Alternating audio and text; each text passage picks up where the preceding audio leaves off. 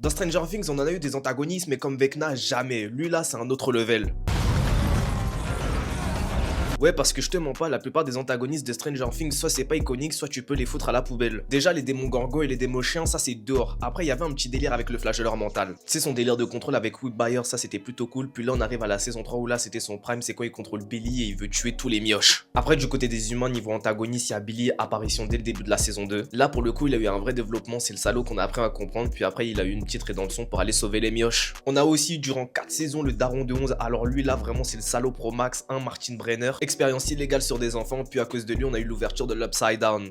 Puis on l'a buté 2 fois, mais grâce à lui et heureusement on a découvert le meilleur antagoniste, Vecna. Déjà Vecna, on va le remercier pour les travaux parce qu'il nous a offert l'une des meilleures scènes de la série, si ce n'est la meilleure scène de la série, avec Max qui court pour sortir du portail sous la musique Running Up That Hill. Mais là où Vecna est nettement plus intéressant, hormis son design terrifiant et atypique, c'est dans son développement, et ça c'est grâce aux autres saisons qui nous ont menés sur de fausses pistes avec les autres monstres, et que depuis tout ce temps le flagelleur mental n'était qu'une marionnette. Le tout pour arriver en saison 4, et même encore là on nous a fait tourner en bourré constamment, en nous faisant croire que depuis tout ce temps les meurtres étaient de Victor Krell alors que non, c'était de Henry Krell, son fils. Et c'est ça que j'aime bien avec lui, c'est qu'il va constamment avoir des twists pour nous détourner de la vraie source. Et aussi qu'il donne vraiment du fil à retordre à nos héros, autant quand il a demandé à 11 de le rejoindre, que l'envoi à l'hôpital de Max, mais là je vais pas lui en vouloir parce que je suis pas trop fan de Max. Donc tu l'auras compris, il y a eu plein d'antagonistes dans Stranger Things, mais le meilleur restera Vecna, le principal. Et n'oublie pas, si t'es pas du même avec moi, c'est que t'aimes sûrement pas les noirs qui parlent de cinéma sur internet.